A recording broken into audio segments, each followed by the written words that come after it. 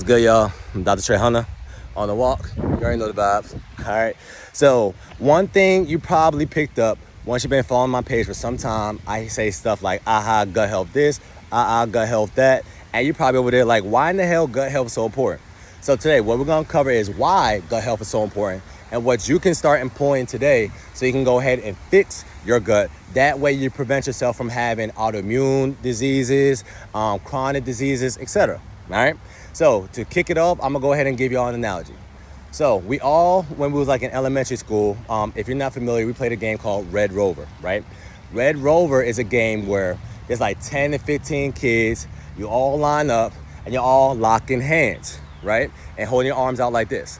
Now the whole objective of the game, they start with one person, and this one person needs to break a link. Once he breaks a link, then the people that he broke their arms with or broke the bind with, they're now a part of their team. And now the whole purpose is to basically break the link down to the point where there's nobody left. There's no more links left, right? So ironically, the human body or the gut works the exact same way. So I want you to refer to the gut as the link. And I want you to refer to the person that's supposed to break the link as bacteria, pathogens, viruses. All right. So in the gut, there's epithelial cells, right? And they're single layer, which means what? They don't have a lot of backup. Their main job is to go ahead and everything, all the food that's coming in through the stomach and all that, that is staying inside there. It's not getting to the bloodstream. We got to make sure this stays in the small intestine. So when people talk about the gut, they're not talking about the stomach per se, all right? The stomach is just gonna basically break down the food, but the gut absorbs the food, the small intestine absorb the food, all right? So because it's single layered, right? Even though they are strong, they got things such as tight junctions that basically binds everything in place. A lot of times, if you overuse the gut, right? Which means what? You continue to eat, then you're not giving your body any time to rest. And if you're not giving your body any time to rest, then problems can arise. Just like if you have two cars. Let's say you have a daily driver, and let's say you have a leisure car. Let's say you have a nice little Corvette that you put that little sheath over or whatever, and you only drive it over on Saturdays and Sundays, right?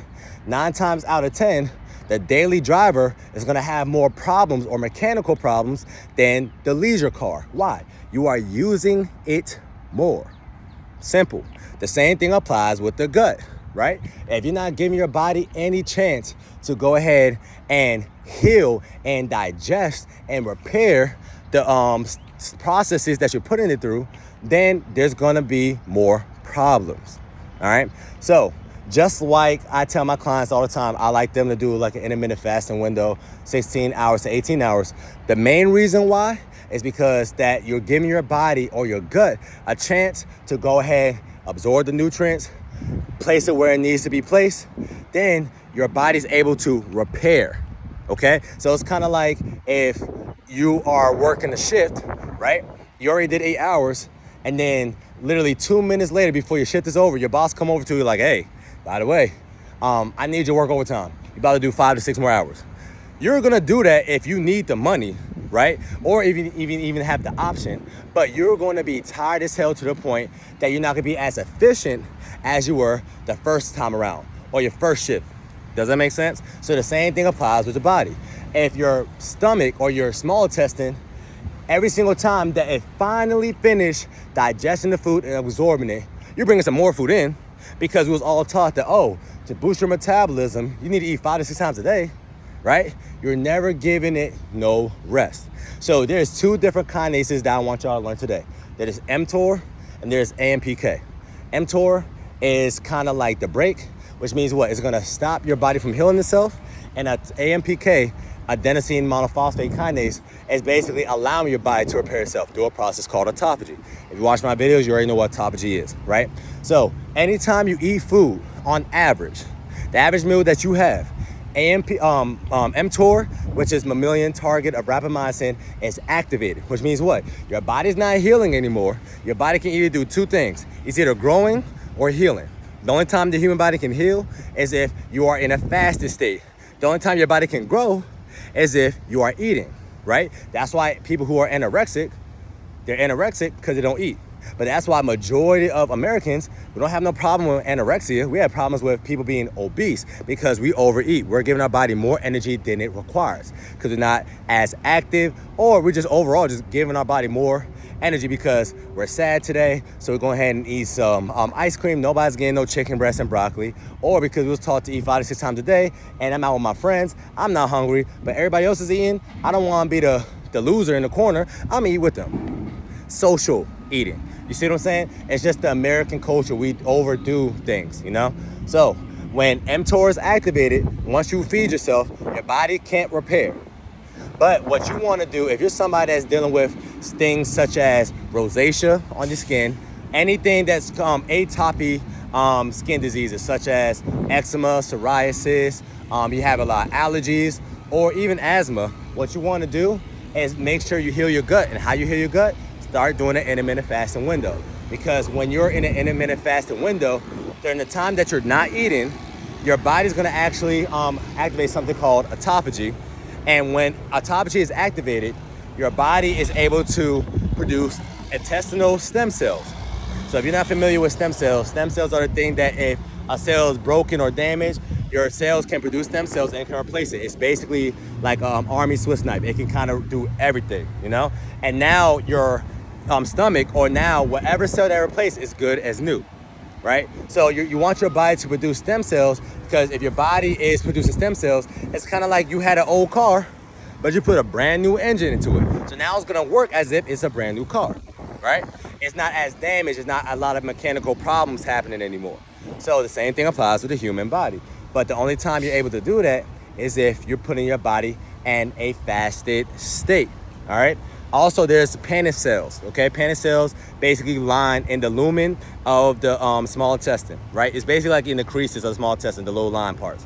What they do is they basically produce AMP, which is antimicrobial peptides, which means what? Majority of the foods or the majority of the diseases and bacteria and pathogens that we come across, they're on the food that we eat. It's that simple. So if we're eating these things, majority of the time our body's able to handle it if it's not permeable, right? Just like the Red Rover, right? So you want to keep your body basically in pristine shape.